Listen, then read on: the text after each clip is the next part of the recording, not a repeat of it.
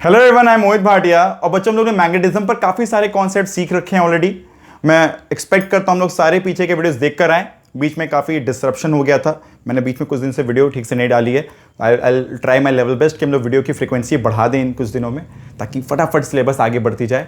और I hope काफ़ी बच्चों ने पीछे के सारे सेगमेंट्स कवर कर लिए होंगे।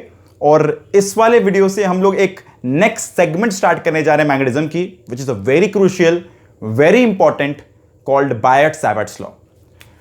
बहुत लोग बायट-सैवर्ट्स लॉ बोलते हैं, बहुत लोग बेयर्ट-सैवर्ट्स लॉ बोलते हैं। नाम में कोई काम नहीं पड़ा है, बंदों के नाम है भाई, बायट और सैवर्ट। और कई लोग इसे पहले पढ़ते हैं, फिर वो सारे सेगमेंट पढ़ते हैं जो उन्होंने पहले पढ़ लिए। कई लोग इसे बाद में पढ़ते हैं। तो हम लोग के हिसाब से हम लोग ने पहले मैग्नेटिक फील्ड मान लिया कुछ होता है, और जब एक charge, moving charge magnetic field में रखी जाए तो उस पर किस तरह से इफेक्ट पड़ता है, मतलब कैसा वो फोर्स फील करता है, उस पर बात की थी हम लोग ने। फिर एक current carrying wire magnetic field में रखी जाए तो वो किस तरह से इफेक्ट फील करता है, उसके बारे में बात किया था। और इस तरह से हम लोग काफ़ी सारे बेसिक कॉन्सेप्ट कवर कर लिए थे। ठीक है, मैग्नेटिक डाइपोल पर बात कर लिया था।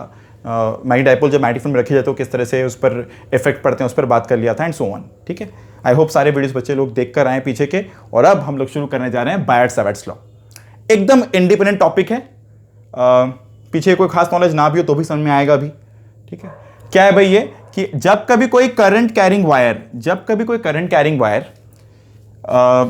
किसी भी एक रीजन में रख दी जाए, और इसका एक पर्टिकुलर छोटा सा सेगमेंट ही लेते हैं, अगर इस सेगमेंट को हम लोग बोलते हैं डीएल, इस सेगमेंट को नाम देते हैं डीएल। ये डीएल है, थोड़ा सा क्लमजी सा हो गया।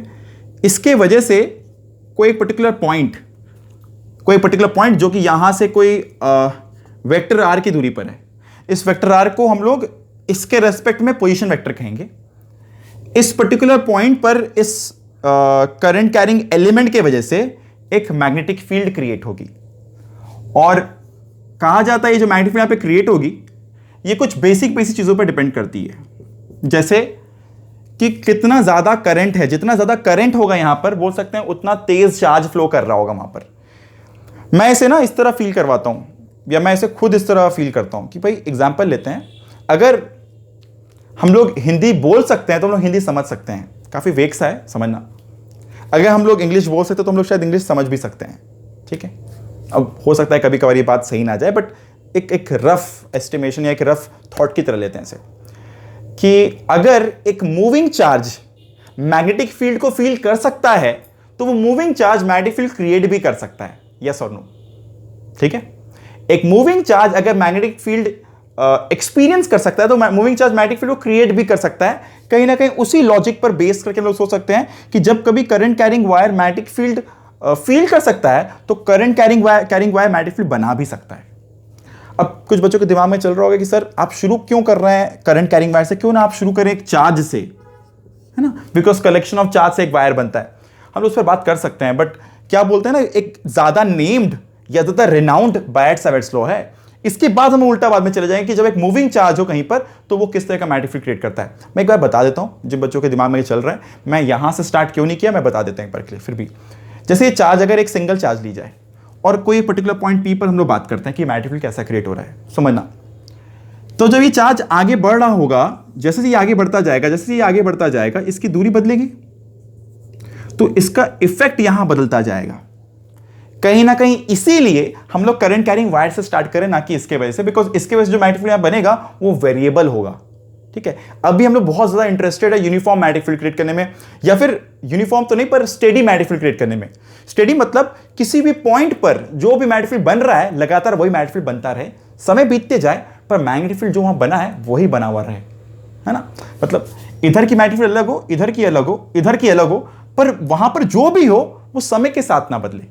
हम लोग उस पर अभी बात नहीं करना चाह रहे। ठीक है, वो भी जब नीड होगा तो अपने उस पर बात करेंगे, पर अभी वो अपना नीड नहीं है, अभी अपना वो डिस्कशन नहीं है।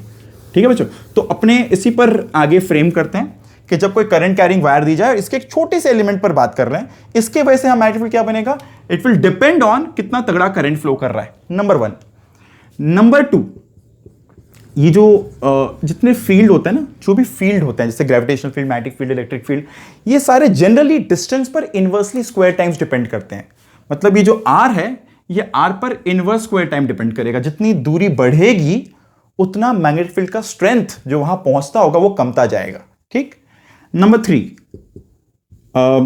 अभी जो अपने एलिमेंट पकड़ रहे हैं, ये जो करंट कैरिंग एलिमेंट है, ये एलिमेंट के लेंथ पर भी डिपेंड करता है कि कितना बड़ा एलिमेंट ले रहे हैं। जितना बड़ा एलिमेंट रहेगा उतने ज्यादा चार्जेस को हम लोग एक बार में ऑब्जर्व कर रहे हैं, या उतने सारे मूविंग चार्ज को एक बार में ऑब्जर्व कर रहे हैं।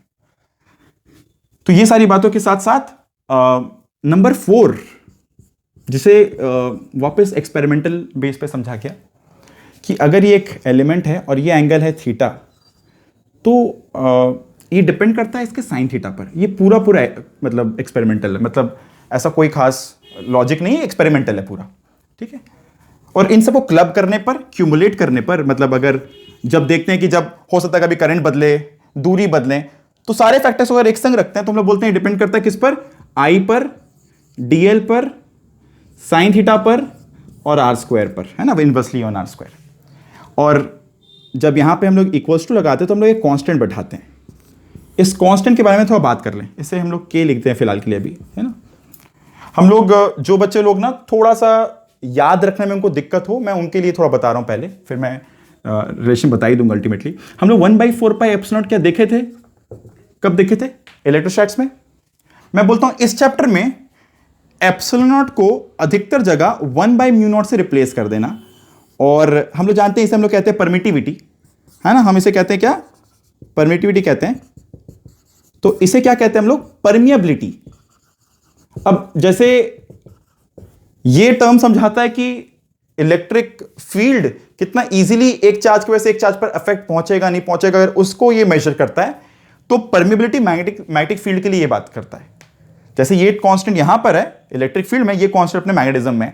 हम लोग इस पर डिटेल करने वाले हैं आगे चलकर, मतलब मैं जब मैग्नेटिक मटेरियल्स पर जब बात करूंगा तो मैं इस पर और डिटेल करने वाला हूं। अभी के लिए तो इसे एक बार से कांस्टेंट की तरह मान लो, समझो कि इसका रिप्लेसमेंट है मैग्नेटिज्म में।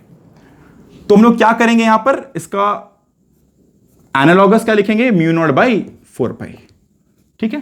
तो यहां पे जहां कांस्टेंट लगता है वहां पे लगा दो μ0/4π, ठीक है। इसकी वैल्यू तो बच्चों क्या है, C = 1/√ε0 × μ0। एक काफी इंपॉर्टेंट रिजल्ट है, ये एक काफी काम में आता है, काफी इंपॉर्टेंट रिजल्ट है। और अगर अपने चाहें तो इसका वैल्यू यहां से डिराइव कर सकते हैं। अपने जानते हैं स्क्वायरिंग बोथ साइड C², ठीक है, 1/ε0 × μ0, ठीक है। मैं बस एक बार थोड़ा सा आउट ऑफ रेंज जाके इसका वैल्यू निकाल लेता हूं। और अपने जानते हैं C का वैल्यू कितना, 3×10⁸, स्क्वायरिंग बोथ साइड 9×3×8 अच्छा, अपने जानते हैं कि 1/4πε0 इसके, है ना, और k का वैल्यू कितना है, 9×9। तो अगर इसको अपने ऐसे लिख दें 1/4πk, और k का वैल्यू पता है तो यहां पे k का वैल्यू पुट कर देते हैं, ठीक है। तो एप्सिलॉन जगह 1/4πk, तो ऊपर लिखते हैं 4π, और k कितना है, 9×10⁹/μ0। तो बच्चों 9 और 9 कैंसिल हो गया, और ये बचा μ0/4π। सिंप्लीफाई करने पर 10⁻16 नीचे आएगा, ऊपर जाने पर 10⁻⁻7 बचेगा। तो इस तरीके से हम लोग μ0/4π इसको 10⁻⁻7 याद रखेंगे। यूनिट पे बात कर लेंगे बाद में, पर फिलहाल तो ये वैल्यू याद रख लो, काफी काम की वैल्यू भाई। हर जगह जब भी मैग्नेटिक फील्ड की बात करेंगे तो ये एक्सप्रेशन बनने वाला है, क्योंकि ये एलिमेंट छोटा है बोल के छोटे मैग्नेटिक फील्ड की बात कर रहे हैं। एलिमेंट बड़ा होता तो बड़े मैग्नेटिक फील्ड की बात करते, हम लोग तब B लिखते जब यहां पे L होता। आई गेस यहां तक कोई दिक्कत नहीं है बच्चों। ये वाली रिजल्ट याद रखना, काफी काम की है, कई सारे ऑब्जेक्टिव क्वेश्चन बनते हैं इस पर, ठीक है। आगे बात करते हैं। तो अभी तक तो जो हम लोग ये एक्सप्रेशन क्रिएट कर रहे हैं, जिस एक्सप्रेशन को हम लोग बना रहे हैं, ये पूरे स्केलर फॉर्म में प्रेजेंट हो रही है, ठीक है। अब हम लोग चाहेंगे इसको वेक्टर रूप देने का, वेक्टर फॉर्म का प्रेजेंटेशन देने का, बिकॉज एक बहुत इंपॉर्टेंट बात है जानने के लिए कि कभी भी कोई फील्ड जब बनती है तो वहां पर डायरेक्शन बहुत इंपॉर्टेंट रोल प्ले करता है।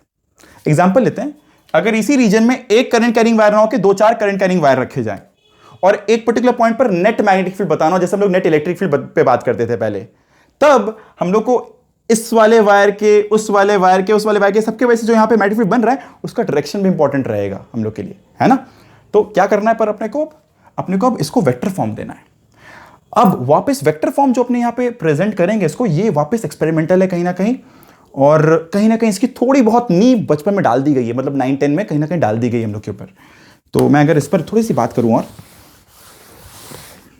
तो क्या होगा, ये vector d B is equals to μ0/4π, ठीक है, आई डीएल साइन थीटा को लिख सकते हैं हम लोग, DL cross R cap by R square. अच्छा देखो ऐसा क्यों, हम लोग को चाहिए डीएल साइन थीटा, तो डीएल साइन थीटा कैसे आएगा, अगर ये लेंथ क्रॉस ये लेंथ करते हैं और अगर ये यूनिट वेक्टर है तो इसकी वैल्यू तो 1 हो जाएगी। सोचो डीएल की मैग्नीट्यूड इंटू आर कैप की magnitude into sine of the angle between them, तो डीएल की मैग्नीट्यूड इंटू आर कैप की magnitude 1 into sine of the angle between them, मतलब डीएल साइन थीटा बचेगा खाली। तो ये वाली वैल्यू तो चेंज नहीं हुई, पर साथ ही साथ मेरे को डायरेक्शन में मिल गया। डायरेक्शन कैसे मिलेगा, right hand thumb rule use करना है। मैं बार बार बता रहा हूं, सबसे ज्यादा डराने वाला या डिस्टर्ब करने वाला सेगमेंट जो होगा ना इस टॉपिक में वो होगा डायरेक्शन। इसके फॉर्मुलाज काफी सिंपल, ये टॉपिक ही काफी सिंपल है, कई सारे फॉर्मुलाज बनेंगे, मैं लास्ट में सारे फॉर्मुला को समराइज भी करने वाला हूं, बट याद रखना डायरेक्शन को लेके काफी दिक्कतें आने वाली है सॉल्विंग के दौरान, न्यूमेरिकल के दौरान, ठीक है। तो ध्यान रखना डीएल क्रॉस आर क्या है, राइट हैंड निकाल लो, राइट हैंड को अपने को डीएल के अलोंग रखना इस तरह कि अपनी उंगलियां आर की तरफ कर्ल कर पाए। ध्यान से मैं थोड़ा ट्रायल एरर लेता हूं, मैं अगर इस तरह हाथ रखूं, क्या हम लोग की उंगलियां इस तरफ कर्ल कर पाएगी, नहीं, उंगलियां तो इस तरफ कर्ल करेगी ना, तो अरेंजमेंट गलत है, डीएल इस तरफ है।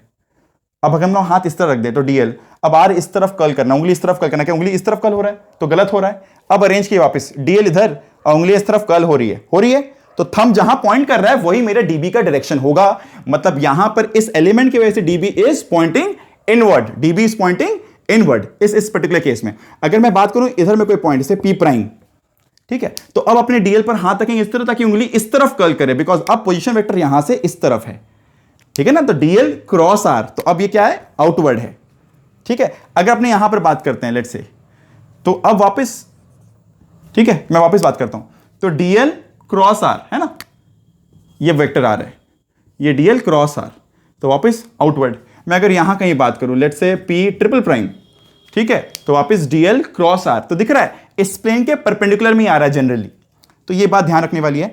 चाहो तो इसके संग संग ना एक और रिजल्ट ऐसे याद कर लो कि mu naught by 4 pi I DL cross vector R by R cube कर लो नीचे। क्यों भाई, क्यों वेक्टर बाई आर क्यूब करना है, दिख रहा होगा ऊपर में अपने यहां पे आर कैप जब लिख रहे हैं तो नीचे आर स्क्वायर था, because inversely square times distance पे डिपेंड करता है।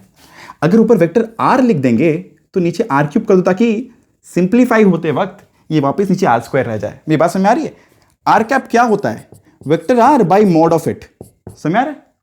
तो अगर आर कैप को लिख दें vector R by mod of it तो यहां पे आर क्यूब हो जाएगा, ठीक है। तो कई जगह एक्सप्रेशन ऐसे लिखे जाएंगे नंबर 1, और कई जगह एक्सप्रेशन नंबर 2, और कई बार हो सकता है एक्सप्रेशन नंबर 3 पे काम करना पड़े, पर जनरली हम लोग ये दोनों ज्यादा याद रखेंगे और कभी कभार ये काम में आ जाएगा, बिकॉज जब हम लोग को इंटीग्रेट करने की बारी आएगी, फटाफट सॉल्व करने की बारी आएगी, तो हम सीधे सीधे यहां पर आ जाएंगे, ठीक है।